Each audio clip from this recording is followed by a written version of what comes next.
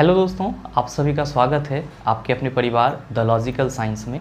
मैं हूं आलोक सिंह आतिश और आज के इस वीडियो सेशन में हम लोग बात करने वाले हैं साइंस के दूसरे टेस्ट की डिस्कशन की। जी हाँ दोस्तों, इससे पीछे के सेशन में हम लोगों ने साइंस के पहले टेस्ट का डिस्कशन देखा था। आज के इस सेशन में हम लोग दूसरे टेस्ट की बात करेंगे।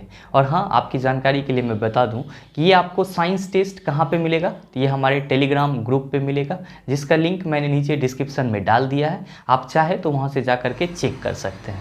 फिलहाल आइए सेशन की शुरुआत करते हैं और देखते हैं एग्जाम रेलेवेंट क्या कुछ सीख पाते हैं। आपका जो पहला क्वेश्चन है आज के इस सेशन का, क्वेश्चन नंबर 1 आपसे क्या पूछा जा रहा है। बहुत ही आसान सा सवाल आपसे पूछा जा रहा है, प्रकाश वर्ष निम्नलिखित में से किसकी इकाई है, यानी कि प्रकाश वर्ष निम्नलिखित में से किसकी यूनिट है। आपका ऑप्शन दिया हुआ है समय, दूसरा ऑप्शन है दूरी, तीसरा ऑप्शन है आपका प्रकाश की गति, चौथा ऑप्शन है आपका प्रकाश की तीव्रता। तो आप सभी कहेंगे सर हमारे इस क्वेश्चन का सही आंसर क्या हो जाएगा, दूरी। क्या हो जाएगा सर, दूरी। तो आपके इस क्वेश्चन का सही ऑप्शन हो जाएगा ऑप्शन नंबर बी। मेरे मित्र ध्यान में रखिएगा कि लाइट ईयर हम लोग बोलते किसको हैं, प्रकाश वर्ष हम लोग बोलते किसको हैं। तो हम लोग क्या कहते हैं, लाइट एक साल में जितना दूरी कवर करती है वही क्या कहलाती है, प्रकाश वर्ष कहलाती है। या आप इसको सीधे शब्दों में कह सकते हैं कि प्रकाश द्वारा एक साल में चली गई दूरी क्या कहलाएगी, प्रकाश वर्ष कहलाएगी। आप सबों के मन में ये सवाल आएगा कि सर प्रकाश एक साल में कितना दूरी कवर करता है, या आपके एग्जाम में ये क्वेश्चन पूछा भी जाता है कि एक साल में प्रकाश द्वारा तय की गई दूरी है। तो आप कहेंगे सर 9.46 इंटू 10⁻15 मीटर। यहाँ पे ध्यान में रखेंगे, अगर आपका क्वेश्चन आपसे मीटर में पूछे तो कहेंगे 9.46 इंटू 10⁻15 मीटर। अगर किलोमीटर में पूछ दे तब क्या कहेंगे, तब आप कहेंगे सर 9.46 इंटू 10⁻12 किलोमीटर। आप इस दोनों ही वैल्यू को याद रखेंगे, आपके एग्जाम दृष्टिकोण से बहुत ही महत्वपूर्ण है। आपका अगला ऑप्शन है ऑप्शन ए में सर समय। तो समय के बारे में सर आप एक इंटरेस्टिंग फैक्ट याद रखेंगे कि पूरे फिजिकल क्वांटिटी में, यानी कि जितने भी आपके पास भौतिक राशि हैं उन सब में समय ही आपका एक ऐसा भौतिक राशि है जिसका मात्रकों के सारे पद्धति में समान यूनिट होता है। मतलब क्या कि सेम इकाई होता है।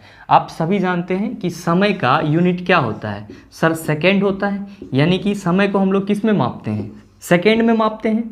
तो जो आपका सीजीएस सिस्टम है जिसको हम लोग मात्रकों की पद्धति कहते हैं, जो आपका एफपीएस सिस्टम है, जो आपका एमकेएस सिस्टम है, जो आपका एसआई सिस्टम है, इन सब में समय का मात्रक क्या होता है, तो सर सेकेंड ही होता है। और इसीलिए हम लोग कहते हैं कि पूरे फिजिकल क्वांटिटी में सिर्फ टाइम ही एक ऐसा फिजिकल क्वांटिटी है जिसका सारे मात्रकों के पद्धति में यूनिट क्या होता है, समान होता है। आपके अगले ऑप्शन में है प्रकाश की गति। तो आप सबों को मालूम है कि प्रकाश की गति कितनी होती है, तो 3 इंटू 10⁸ मीटर पर सेकेंड। कितनी होती है सर, 3 इंटू 10⁸ मीटर पर सेकेंड। या किलोमीटर में पूछे तो हम लोग कहते हैं सीधे 3 लाख किलोमीटर पर सेकेंड। आपका जो अगला सवाल है क्वेश्चन नंबर 2 आपसे क्या पूछा जा रहा है, बहुत ही आसान सा सवाल और आप सभी जानते होंगे। आपसे पूछा जा रहा है विद्युत ऊर्जा व्यय का वाणिज्यिक मात्रक क्या है। सीधे सीधे आपसे पूछा जा रहा है कि इलेक्ट्रिकल एनर्जी का कॉमर्शियल यूनिट क्या होता है। कॉमर्शियल का मतलब वाणिज्यिक। तो आपसे ये पूछा जा रहा है कि विद्युत ऊर्जा का कॉमर्शियल यूनिट क्या होता है। आप सभी कहेंगे सर किलोवाट आवर। क्या कहेंगे, किलोवाट घंटा। तो आपके इस क्वेश्चन का सही आंसर क्या हो जाएगा, आप कहेंगे sir option number A is the right answer of this question. मेरे मित्र ध्यान में रखेंगे कि 1 किलोवाट आवर को हम लोग क्या कहते हैं, तो सर एक यूनिट कहते हैं। 1 किलोवाट घंटा को हम लोग क्या कहते हैं, एक यूनिट कहते हैं। और आपको यहाँ पे ये भी ध्यान में रखना होगा कि 1 किलोवाट आवर में कितना जूल होता है, तो सर 3.6 इंटू 10⁻6 जूल होता है। तो आप इस चीज़ को भी ध्यान में रखेंगे, आपके एग्जाम दृष्टिकोण से ये भी महत्वपूर्ण है। मेरे मित्र आपके अगले ऑप्शन में है वाट। आप सबों को मालूम है कि वाट किसका यूनिट होता है, तो आप कहेंगे सर शक्ति का यूनिट होता है। नेक्स्ट आपके ऑप्शन में है सर जूल। तो आपको मालूम है सर कि जूल किसका यूनिट होता है सर, तो जूल जो है सर कार्य और ऊर्जा दोनों का यूनिट होता है। जूल कार्य और ऊर्जा दोनों का यूनिट होता है। नेक्स्ट आपके ऑप्शन में है वोल्ट। तो आप सबों को मालूम होना चाहिए वोल्ट से हम लोग किसको मापते हैं, तो विभवांतर को मापते हैं। उम्मीद करते हैं आप समझ पाए होंगे। चलते हैं अगले क्वेश्चन की तरफ। आपका जो अगला क्वेश्चन है, क्वेश्चन नंबर 3, आपसे क्या पूछा जा रहा है? आपसे पूछा जा रहा है कि यदि वस्तु का विस्थापन शून्य हो तो बल द्वारा वस्तु पर किया गया कार्य डैश होगा। आप सभी क्या कहेंगे? आप सभी सीधे आंसर करेंगे, सर किया गया कार्य क्या हो जाएगा? 0 हो जाएगा। क्यों? क्योंकि विस्थापन यहाँ पे क्या है? 0 है। आप कहेंगे सर कैसे हो जाएगा? तो मेरे मित्र आप सबों को मालूम है कि जब बल एवं विस्थापन दोनों को क्या करते हैं तो सर गुना करते हैं, तो हम लोगों को क्या मिलता है सर? किया गया कार्य मिलता है। मतलब क्या कि कार्य को हम लोग W से रिप्रेजेंट करते हैं और इसका फॉर्मूला लिखते हैं Fs। क्या लिखते हैं सर? Fs, यानी कि बल और विस्थापन दोनों के गुणनफल को हम लोग क्या कहते हैं? कार्य कहते हैं। ध्यान में रखिएगा कि हम लोग साइंस के दृष्टिकोण से कब कहते हैं कि कार्य हो रहा है, तो हम लोग कहते हैं कि सर अगर किसी वस्तु पर बल लगाए और वस्तु क्या हो जाए? विस्थापित हो जाए। मतलब क्या कि वस्तु कुछ ना कुछ विस्थापन कवर करे, तब हम लोग कहते हैं कि वस्तु पर कार्य हो रहा है। वस्तु पे जो बल लग रहा है उसके चलते कार्य हो रहा है। कब? जब वस्तु कुछ ना कुछ विस्थापन कवर करे तब। अगर वस्तु विस्थापित नहीं हो रही है दैट मीन्स वहाँ पे कोई कार्य नहीं हो रही है। इसका मतलब ये हुआ सर कि हम ये कह सकते हैं कि सर कार्य जो है वो वस्तु के विस्थापन पर डिपेंड करती है। ऑब्वियसली डिपेंड करती है, क्योंकि जब हम कह रहे हैं कि विस्थापित होगा तो कार्य होगा, नहीं होगा तो कार्य नहीं होगा। इसका सीधा सा मतलब हुआ कि वर्क जो है वो विस्थापन पर डिपेंड करती है। और मेरे मित्र आप सबों को मालूम है कि विस्थापन क्या है? एक सदिश राशि है, एक वेक्टर क्वांटिटी है। विस्थापन क्या है? एक सदिश राशि है, एक वेक्टर क्वांटिटी है। और विस्थापन जो है आपका पॉजिटिव भी होता है, निगेटिव भी होता है और जीरो भी होता है। पॉजिटिव भी होता है, निगेटिव भी होता है और जीरो भी होता है। कौन सर? विस्थापन। कौन होता है सर? विस्थापन।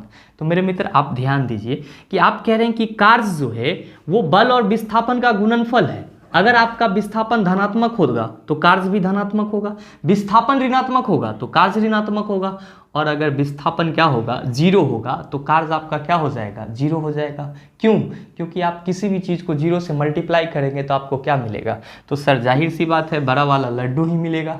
तो आपकी इस क्वेश्चन का सही आंसर क्या हो जाएगा? सर ऑप्शन नंबर डी हो जाएगा। क्या हो जाएगा? Option number D. आपका जो अगला क्वेश्चन है, क्वेश्चन नंबर 4, आपसे क्या पूछा जा रहा है? बहुत ही आसान सा सवाल आपसे पूछा जा रहा है कि एक विशेष घर में 5 दिनों में 100 इकाइयों की खपत है। यदि ऊर्जा को जूल में परिवर्तित किया जाए तो यह कितनी होगी? आपसे क्या पूछा जा रहा है कि कोई एक घर है जिसमें 5 दिन में 100 यूनिट ऊर्जा की खपत होती है। तो आपसे पूछा जा रहा है कि ये जो 5 दिन में 100 यूनिट ऊर्जा की खपत हो रही है ये जूल में कितना होगा? तो मेरे मित्र आप सबों को मालूम है कि आपका 1 kWh इक्वल टू क्या होता है? तो आप कहते हैं सर 1 यूनिट होता है। क्या होता है सर? 1 यूनिट होता है। अच्छा 1 kWh में कितना जूल होता है? अभी जस्ट बताए हैं। तो आप कहेंगे सर 3.6 × 10⁻⁶ जूल होता है। कितना में सर? तो 1 किलोवाट घंटा में, यानी कि 1 यूनिट में। अच्छा जो घर की बात किया जा रहा है उस घर में 5 दिन में 5 डे में कितना यूनिट ऊर्जा खपत हो रहा है सर? तो आप कह रहे हैं सर 100 यूनिट ऊर्जा खपत हो रहा है। आपसे पूछा जा रहा है कि जब 100 यूनिट ऊर्जा का खपत होगा तो ये ऊर्जा का वैल्यू जूल में कितना होगा? मेरे मित्र आपको पता है कि 1 यूनिट ऊर्जा जूल में कितना होता है? 3.6 × 10⁻⁶ जूल। आपसे पूछा जा रहा है 100 यूनिट जूल में कितना होगा? तो एक गुना ना कर दीजिएगा 100 से, बहुत ही सिंपल है।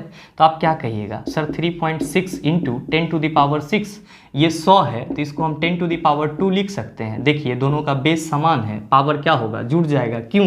क्योंकि गुना में है। तो ये हो जाएगा 3.6 × 10⁸ जूल। कितना हो जाएगा?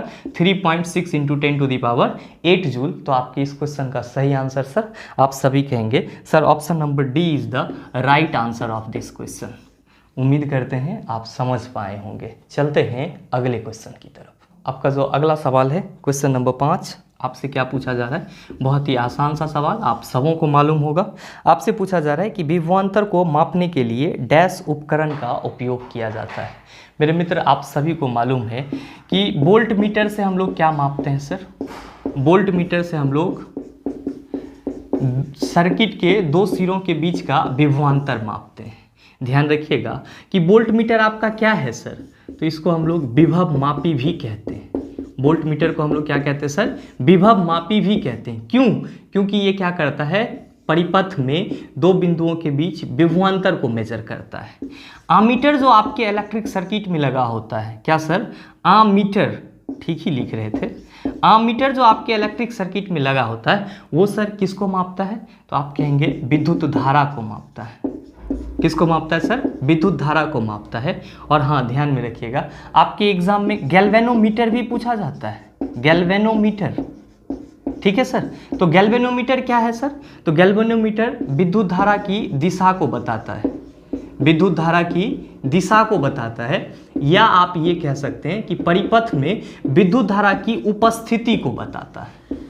बस आप ये तीन चीज याद रखेंगे, कई बार आपके एग्जाम में इस तीनों ही चीज से क्वेश्चन आपको मिलता है देखने को। पहला क्या कि वोल्ट मीटर से हम लोग विद्युत परिपथ में विभवांतर को मापते हैं, आमीटर से विद्युत धारा इलेक्ट्रिक करंट को मापते हैं, गैल्वेनोमीटर सर्किट में विद्युत धारा की दिशा को बताती है या विद्युत धारा की उपस्थिति को बताती है। तो आपसे क्वेश्चन क्या पूछा जा रहा है कि विभवांतर को मापने के लिए डैश उपकरण का उपयोग किया जाता है। आप सभी क्या कहेंगे सर, वोल्ट मीटर का उपयोग किया जाता है। तो आपके इस क्वेश्चन का सही आंसर क्या हो जाएगा, आप कहेंगे सर ऑप्शन नंबर डी हो जाएगा। उम्मीद करते हैं आप समझ पाए हैं। चलते हैं अगले क्वेश्चन की तरफ। आपका जो अगला क्वेश्चन है, क्वेश्चन नंबर 6, आपसे क्या पूछा जा रहा है, बहुत ही आसान सा सवाल आपसे पूछा जा रहा है। डैश में विसरण अत्यधिक तीव्रता से होता है। आपका ऑप्शन है ठोस, द्रव, गैस और प्लाज्मा।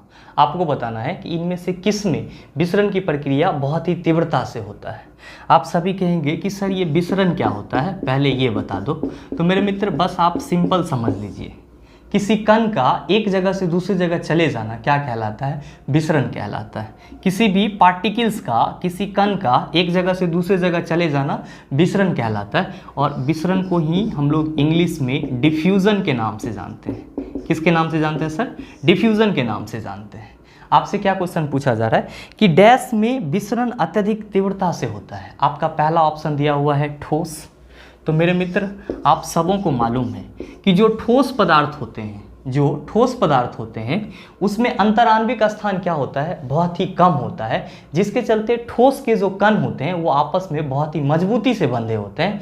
फलतः ठोस के कण सरफेस में चक्कर लगा नहीं पाते हैं, सरफेस में इधर उधर घूम नहीं पाते हैं। तो यहाँ पे तो हम भूल ही जाएंगे कि सर ठोस में विसरण की प्रक्रिया भी होती है। कहते हैं साइंस के भाषा में नग्न होती है, लेकिन आप नहीं है मान के चलिए कि सर ठोस में विसरण की प्रक्रिया नहीं होती है। क्यों नहीं होती है? क्योंकि ठोस के कणों के बीच में अंतराण्विक स्थान, इंटरमॉलिक्यूलर स्पेस बहुत कम होता है। क्या होता है? बहुत कम होता है, जिसके चलते इसके जो कण होते हैं वो आपस में मजबूती से बंधे होते हैं। अब बात आ जाती है द्रव की। तो मेरे मित्र ध्यान में रखेंगे कि ठोस के अपेक्षा द्रव में अंतराण्विक स्थान ज़्यादा होता है, लेकिन इसके कण इतने भी उत्साहित नहीं होते हैं कि वे इसके सतह को छोड़ करके बाहर निकल जाएं। मतलब क्या कि ठोस के अपेक्षा द्रव में अंतराण्विक स्थान ज़्यादा होता है, ये चीज़ है, लेकिन इसके कण उतनी तीव्र गति से विसरण नहीं कर पाते हैं। अब बात आती है किसकी? गैस की। तो आप सभी को मालूम होना चाहिए कि ठोस और द्रव इस दोनों के अपेक्षा सबसे ज़्यादा अंतराण्विक स्थान किस में होता है? गैस में होता है। किस में होता है सर? गैस में होता है। और इसके चलते इसके जो कण होते हैं, जो गैस के अणु होते हैं, वो बहुत तेज़ी से गमन करते हैं। और यही कारण है कि आपके घर में अगर एलपीजी थोड़ा भी खुला हुआ रहता है तो एलपीजी किचन में खुला हुआ रहता है। एलपीजी का मतलब लिक्विफाइड पेट्रोलियम गैस, जिसको हिंदी में हम लोग द्रवीभूत पेट्रोलियम गैस बोलते हैं, जिससे आप खाना बनाते हैं सर जी। तो यही कारण है कि आपका एलपीजी किचन में खुला हुआ रहता है और आपको बेडरूम में पता चल जाता है। क्यों? क्योंकि गैस के अणु जो हैं वो बहुत तीव्र गति से गमन करते हैं। मतलब क्या कि गैस में जो है वो बहुत तीव्रता से विसरण की प्रक्रिया होती है। गैस में क्या होती है सर? बहुत ही तीव्रता से विसरण की प्रक्रिया होती है। तो आप ये कह सकते हैं कि आपसे जो क्वेश्चन पूछा जा रहा है कि डैश में विसरण की प्रक्रिया बहुत तेजी से होती है, तो आप कहेंगे सर पदार्थ के गैसीय अवस्था में विसरण की प्रक्रिया बहुत ही तेजी से होती है। तो आपकी इस क्वेश्चन का सही आंसर क्या हो जाएगा? आप कहेंगे सर ऑप्शन नंबर सी। आपसे पूछ दिया जाएगा क्यों होती है, तो आप कहेंगे सर कि गैस के अणुओं के बीच में, गैस के कणों के बीच में अंतराण्विक स्थान बहुत ज़्यादा होता है, जिसके चलते इसके कण आपस में मजबूती से नहीं बंध पाते हैं। फलतः ये क्या होते हैं? बहुत तीव्र गति से गमन करते हैं। और इसीलिए हम लोग कहते हैं कि गैस में विसरण की प्रक्रिया क्या होती है? ज़्यादा होती है। मेरे मित्र ध्यान में रखेंगे कि ये ठोस, द्रव और गैस है क्या, तो एक चीज़ तो आप हमेशा कंफर्म रखेंगे कि ये ठोस, द्रव और गैस आपका माध्यम भी कहलाता है, मीडियम भी कहलाता है। तो आपके पास टोटल कितने माध्यम हैं, तो ठोस माध्यम है, द्रव माध्यम है और गैस माध्यम है। ऐसे अगर आप केमिकल सब्सटेंसेस के बेस पे देखो आप, तो आप कहेंगे कि जो आपका ठोस, द्रव और गैस है ये क्या है, पदार्थ की अवस्था है, स्टेट्स ऑफ मैटर हैं। ठोस, द्रव और गैस क्या है सर, ये पदार्थ की अवस्था है, स्टेट्स ऑफ मैटर है। आपके मन में सवाल आएगा कि सर पदार्थ की कितनी अवस्था होती है, तो भाई मेरे 5 अवस्था होती है। 3 गो तो यहाँ पे लिख ले है, 2 गो और हम लिख दे रहे हैं। चौथा प्लाज्मा अवस्था, आपके एग्जाम में बहुत बार क्वेश्चन पूछा जाता है कि पदार्थ की चौथी अवस्था क्या है, तो आप कहेंगे प्लाज्मा अवस्था। प्लाज्मा अवस्था क्या होती है, तो सर हमेशा याद रखेंगे कि ये आयोनाइज्ड गैस है।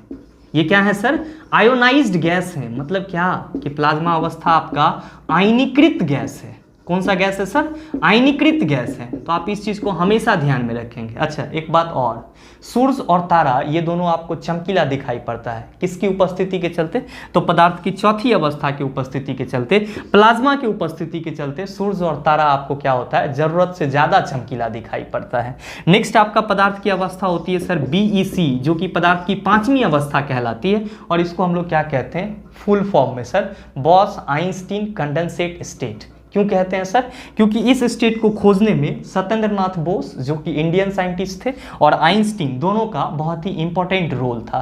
तो उम्मीद करते हैं कि आप इस क्वेश्चन को समझ पाए होंगे।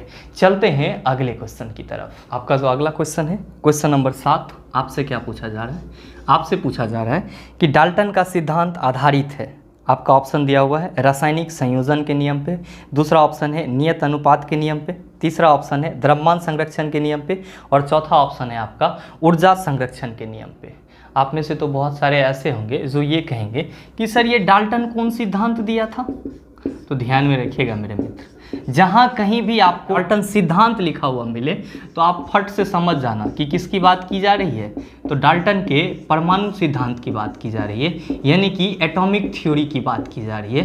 तो अब आप ये कह सकते हैं कि सर आपसे जो क्वेश्चन पूछा गया है वो क्या कह रहा है कि डाल्टन का परमाणु सिद्धांत निम्नलिखित नियम में से किस पे आधारित था, तो आप सभी हमेशा कहेंगे कि सर रासायनिक संयोग के नियम पे आधारित है। डाल्टन का परमाणु सिद्धांत किस पे आधारित है, रासायनिक संयोग के नियम पे आधारित है। आप कहेंगे सर ऐसे कैसे मान लें कि हम रासायनिक संयोग के नियम पे आधारित है, तो मेरे मित्र ध्यान में रखिएगा कि इसी रासायनिक संयोग के नियम पे आपका पूरा केमिस्ट्री टिका हुआ है। आप कहेंगे सर जब पूरा केमिस्ट्री इस पे टिका हुआ है तो ऐसे कौन कौन से नियम है सर, तो आप सभी को मालूम होगा।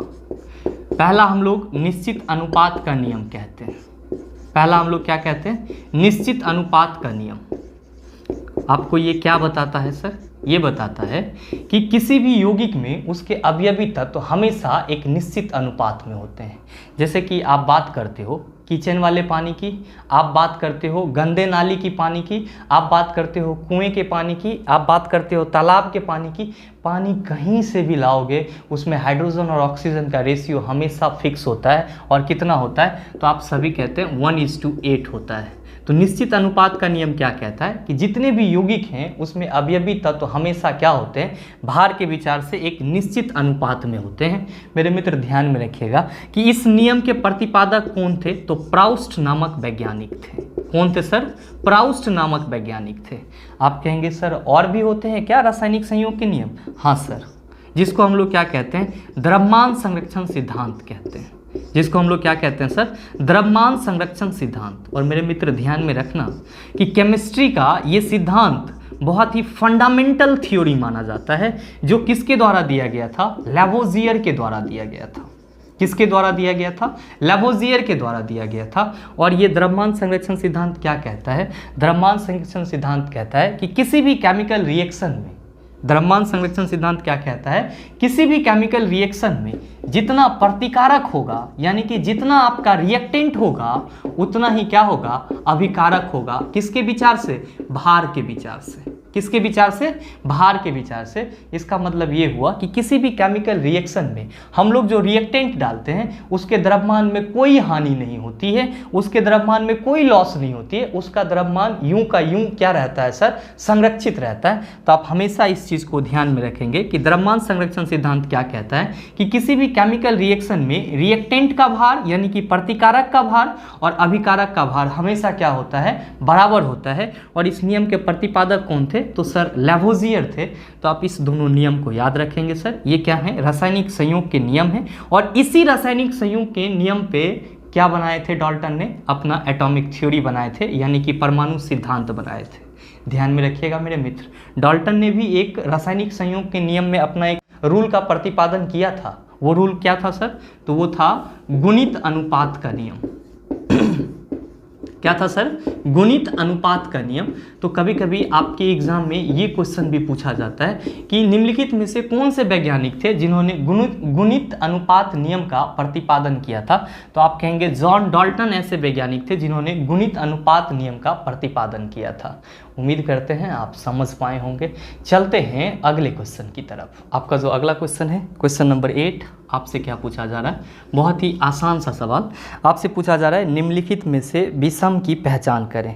आपका दिया हुआ है ऑप्शन वायु, मिश्र धातु, दूध, जल। क्या होगा इसमें, कौन सा ऐसा है जो सबसे अलग है। आप कहेंगे सर वायु तो मिश्रण होता है। ऑब्वियसली हम लोग कहते हैं कि वायु जो है वो विभिन्न गैसों का मिश्रण है, इसमें बहुत सारे गैसेस प्रेजेंट रहते हैं। आपका जो दूसरा ऑप्शन है मिश्र धातु, तो आप तो कहते ही हो सर कि मिश्र धातु एलवाई आपका कब बनता है, जब 2 या 2 से अधिक धातु एक दूसरे के साथ मिलाया जाता है, तब आपका क्या बनता है सर, एलवाई बनता है। आपका नेक्स्ट है सर दूध। ये भी क्या है सर, एक प्रकार का मिश्रण ही है।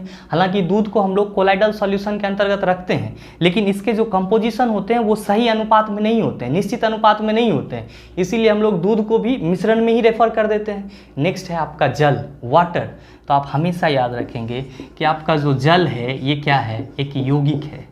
क्या है सर, यौगिक है।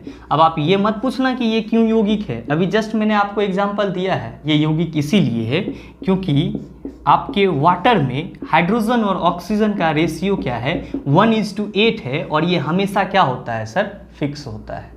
तो एक बात आप हमेशा ध्यान में रखिएगा कि जितने भी यौगिक होंगे उनमें जो उसके अवयवी घटक होंगे, उनके जो अवयवी तत्व होंगे, वो भार के विचार से हमेशा क्या होंगे, एक निश्चित अनुपात में होंगे। क्योंकि जल में हाइड्रोजन और ऑक्सीजन का अनुपात हमेशा फिक्स होता है 1:8 का, इसीलिए आपका जल क्या है, यौगिक है। और आपसे जो क्वेश्चन पूछा जा रहा है कि निम्नलिखित से विषम की पहचान करें, तो आप कहेंगे सर बाकी के तीनों तो मिश्रण है, जल क्या है, यौगिक है, विषम तो यही है। तो आपके इस क्वेश्चन का सही आंसर ऑप्शन नंबर डी। उम्मीद करते हैं समझ पाए होंगे। चलते हैं अगले क्वेश्चन की तरफ। आपका जो अगला क्वेश्चन है, क्वेश्चन नंबर 10, आपसे क्या पूछा जा रहा है, बहुत ही आसान सा सवाल आपसे पूछा जा रहा है कि निम्न में से किस यौगिक में सबसे अधिक परमाणु होते हैं। देखिए आपके ऑप्शन में कौन कौन सा यौगिक दिया हुआ है।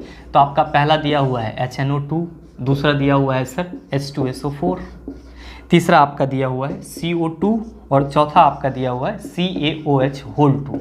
आपसे क्या पूछा जा रहा है कि इनमें से किस यौगिक में सबसे ज़्यादा परमाणु है। तो आप क्या कहेंगे कि सर यहाँ पे हाइड्रोजन के 1 परमाणु है, नाइट्रोजन के 1 परमाणु है, ऑक्सीजन के 2 परमाणु हैं, तो टोटल इसमें कितने परमाणु हैं, 4 परमाणु हैं। इस यौगिक में हाइड्रोजन के 2 परमाणु हैं, सल्फर के 1 परमाणु है, ऑक्सीजन के 4 परमाणु हैं सर। तो ये कितना हो जाएगा। तो आप कहेंगे सर हाइड्रोजन के 2 परमाणु, सल्फर के 1 परमाणु, तो 2 1 3, ऑक्सीजन के 4 परमाणु, तो 4 3 7।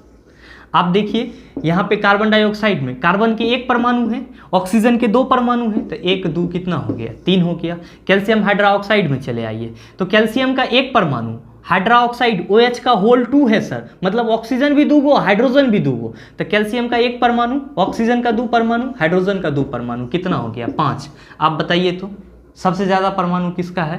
आप कहेंगे H2SO4 का। किसका है, H2SO4 का। तो आपके इस क्वेश्चन का सही answer sir option number B. क्या हो जाएगा, ऑप्शन नंबर बी।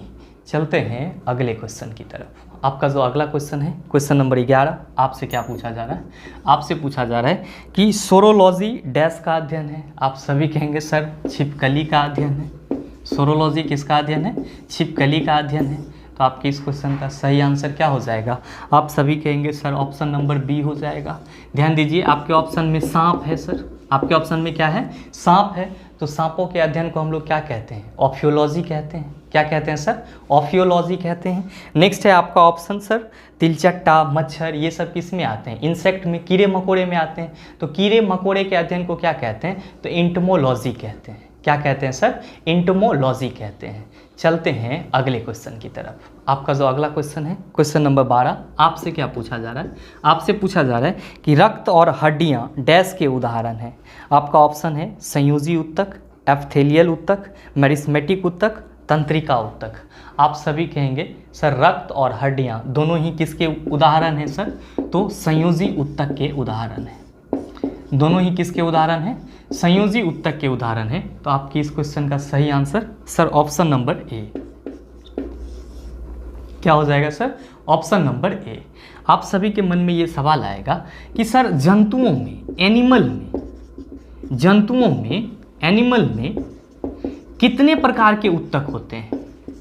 कितने प्रकार के ऊतक होते हैं? आप हमेशा याद रखेंगे सर। क्या सर? 4 प्रकार के ऊतक होते हैं। कितने प्रकार के? 4 प्रकार के ऊतक होते हैं। आप कहेंगे सर कौन कौन सा? तो पहला आपका संयोजी ऊतक, कनेक्टिव टिश्यू यहाँ पे दिया ही हुआ है। दूसरा आपके ऑप्शन में ही एपिथेलियल टिश्यू, जो आपका ऑप्शन बी है, ये आपका क्या है सर? जंतु ऊतक ही है। तो आप ये भी लिख सकते हैं सर एपिथेलियल ऊतक या एपिथेलियल टिश्यू। और फिर नेक्स्ट जो आपका ऑप्शन है तंत्रिका ऊतक सर, आपके ऑप्शन डी में, ये भी क्या है सर? तो ये भी आपके जंतु ऊतक है। आप कहेंगे आप बताएं 4 ऊतक होता है, यहाँ पे 3 गो लिखे हैं, संयोजी ऊतक, एपिथेलियल टिश्यू और नर्वस टिश्यू। एगो कौन होता है? तो भाई वह पेशी ऊतक होता है, जिसको हम लोग मस्कुलर टिश्यू कहते हैं। तो आप हमेशा ध्यान में रखेंगे कि जंतु में कितने प्रकार के ऊतक होते हैं? 4 प्रकार के ऊतक होते हैं। कौन कौन सा? संयोजी ऊतक, एपिथेलियल ऊतक, तंत्रिका ऊतक और पेशी ऊतक। आप कहेंगे हमारे ऑप्शन में मेरिस्मेटिक भी है। तो सर मेरिस्मेटिक भी टिश्यू ही होता है, लेकिन किस में होता है? प्लांट में होता है। ध्यान में रखना है, प्लांट में 2 टाइप के टिश्यू होते हैं। पहला होता है मेरिस्मेटिक टिश्यू और दूसरा होता है आपका परमानेंट टिश्यू। 2 प्रकार। कौन सा? पहला आपका मेरिस्मेटिक टिश्यू जो आपके ऑप्शन में दिया हुआ है, और दूसरा आपका होता है सर परमानेंट टिश्यू। दूसरा क्या होता है सर? आपका परमानेंट टिश्यू। तो आप इस चीज़ को भी ध्यान में रखेंगे। उम्मीद करते हैं आप समझ पाए होंगे। चलते हैं अगले क्वेश्चन की तरफ। आपका जो अगला सवाल है, क्वेश्चन नंबर 13, आपसे क्या पूछा जा रहा है? आपसे पूछा जा रहा है कि निम्न में से कौन सा सरल अस्थायी ऊतक नहीं है? मेरे मित्र ध्यान दीजिए, आपसे क्या पूछा जा रहा है कि निम्न में से कौन सा सरल अस्थायी ऊतक नहीं है? आप कहेंगे सर ये चीज़ कहाँ से चला आया? सरल अस्थायी ऊतक, हम पूरा क्वेश्चन लिख रहे हैं, खाली इतने से काम हो जाएगा। इसको इंग्लिश में क्या कहते हैं? सिंपल परमानेंट टिश्यू कहते हैं। क्या कहते हैं? सिंपल परमानेंट टिश्यू कहते हैं। मेरे मित्र आपको ध्यान में रखना होगा क्या कि प्लांट टिश्यू जो है सर, ये 2 प्रकार के होते हैं। अभी जस्ट आपने देखा मेरिस्टेमेटिक टिश्यू, और दूसरा होता है आपका परमानेंट टिश्यू। दूसरा कौन सा होता है सर? Permanent tissue. भाई मेरे, जो आपका अस्थायी ऊतक होता है, प्लांट का जो अस्थायी ऊतक होता है सर, वो क्या होता है? 2 प्रकार का होता है। पहला होता है सरल अस्थायी ऊतक, that's are known as simple permanent tissue, सरल अस्थायी ऊतक। और दूसरा होता है आपका जटिल अस्थायी ऊतक। क्या होता है? Complex permanent tissue. मेरे मित्र ध्यान में रखेंगे कि जटिल अस्थायी ऊतक के एग्जाम्पल कौन से हैं? तो सर जाइलम और जो आपका फ्लोएम है, ये किसका उदाहरण है सर? तो जटिल अस्थायी ऊतक के उदाहरण है। और आपका जो एस्केलेनकाइमा है, कोलेनकाइमा है और जो पेरेनकाइमा है, वो किसका उदाहरण है? तो सर सरल अस्थायी ऊतक का उदाहरण है। आप इतना सा कंसेप्ट हमेशा ध्यान में रखेंगे। आपसे क्वेश्चन क्या पूछा जा रहा है? निम्न में से कौन सा सरल अस्थायी ऊतक नहीं है? इसमें से कौन सा सरल अस्थायी ऊतक नहीं है? ध्यान दीजिए, सरल अस्थायी ऊतक कौन होता है सर? तो एस्केलेनकाइमा, कोलेनकाइमा और पेरेनकाइमा। आपके ऑप्शन में क्या दिया हुआ है सर? जीवितक, दूसरा है आपका जाइलम, तीसरा है आपका कोलेनकाइमा और आपका चौथा है एस्केलेनकाइमा। आप सभी कहेंगे कि सर यहाँ पे जो ऑप्शन जाइलम दिया हुआ है वो सरल अस्थायी ऊतक नहीं है। क्यों? क्योंकि आप सीधे सीधे बता रहे हो कि जाइलम और फ्लोएम क्या है सर? तो जटिल अस्थायी ऊतक है। जबकि आपसे क्वेश्चन क्या पूछा जा रहा है कि निम्न में से सरल अस्थायी ऊतक नहीं है। तो आपके इस क्वेश्चन का सही आंसर क्या हो जाएगा? Option number B, xylem. क्या हो जाएगा sir? Option number B, xylem. ये सरल अस्थायी ऊतक नहीं है, तो फिर ये क्या है? जटिल अस्थायी ऊतक है। आप इस चीज़ को ध्यान में रखिएगा। उम्मीद करते हैं आप समझ पाए होंगे। चलते हैं अगले क्वेश्चन की तरफ। आपका जो अगला क्वेश्चन है, क्वेश्चन नंबर 14, आपसे क्या पूछा जा रहा है? आपसे पूछा जा रहा है कि पादपों में सबसे प्रचुर मात्रा में उपस्थित तत्व है। आपका ऑप्शन है लोहा, कार्बन, नाइट्रोजन, मैग्नीज। क्या होगा इसका आंसर? आप सभी कहेंगे एक ही सुर में कि सर कार्बन होगा इसका आंसर। तो आपके इस क्वेश्चन का सही आंसर क्या हो जाएगा? ऑप्शन नंबर बी हो जाएगा। क्या कि आपसे जो क्वेश्चन पूछा गया है कि पादपों में सबसे प्रचुर मात्रा में उपस्थित तत्व कौन सा है, तो आप क्या कहेंगे? कार्बन है सर। क्यों कहेंगे? मेरे मित्र ध्यान में रखिएगा कि आप लोग पढ़े होंगे वाइटल फोर्स थ्योरी के बारे में। केमिस्ट्री का ये सबसे एक इम्पॉर्टेंट थ्योरी है। अच्छा, वाइटल फोर्स थ्योरी क्या कहता है? वाइटल फोर्स थ्योरी कहता है कि जितने भी ऑर्गेनिक मटेरियल हैं हमारे आसपास में, जितने भी कार्बनिक पदार्थ हैं, वो सब के सब किससे निकाले जाते हैं? ऑर्गेनिज्म से निकाले जाते हैं, यानी कि जीव जंतु से निकाले जाते हैं। और ध्यान रखिएगा कि यहाँ पे जीव जंतु में पेड़ पौधों को भी शामिल किया जाता है। जीव जंतु में पेड़ पौधों को भी शामिल किया जाता है। लेकिन ये सिद्धांत ज़्यादा दिन तक नहीं चल सका। क्यों? क्योंकि बॉहलर नामक वैज्ञानिक ने प्रयोगशाला में, लैब में यूरिया नामक यौगिक को बना करके जो ये केमिस्ट्री का अवधारणा था कि जितने भी कार्बनिक मटेरियल हैं, जितने भी ऑर्गेनिक सब्सटेंस हैं, वो सिर्फ और सिर्फ पेड़ पौधे या जीव जंतु से मिलेंगे, उसको गलत ठहरा दिया गया। तो मेरे मित्र, आप इस चीज़ को हमेशा ध्यान में रखेंगे कि पादप में, प्लांट में सबसे प्रचुर मात्रा में कौन सी तत्व पाई जाती है? तो कार्बन पाई जाती है। कौन सी तत्व पाई जाती है? कार्बन पाई जाती है। उम्मीद करते हैं आप समझ पाए होंगे। चलते हैं अगले क्वेश्चन की तरफ। आपका जो अगला क्वेश्चन है, क्वेश्चन नंबर 15, आप सभी को मालूम है, आप खुद आंसर बता दीजिए क्या होगा। तो आपसे पूछा जा रहा है कि मानव शरीर की एक कोशिका में कितने गुणसूत्र होते हैं? आप कहेंगे 46 गुणसूत्र होते हैं। तो आपके इस क्वेश्चन का सही आंसर ऑप्शन नंबर ए। मेरे मित्र ध्यान में रखिएगा, आपसे ये भी क्वेश्चन पूछा जा सकता है, क्वेश्चन का लैंग्वेज थोड़ा बदल के भी आपके पास दिया जा सकता है। क्या? मानव शरीर की एक कोशिका में कितने जोड़े गुणसूत्र होते हैं? आपसे ये क्वेश्चन भी पूछा जा सकता है। अभी आपसे ये पूछा गया कि मानव शरीर की एक कोशिका में कितने गुणसूत्र होते हैं, तो आपने कह दिया सर 46।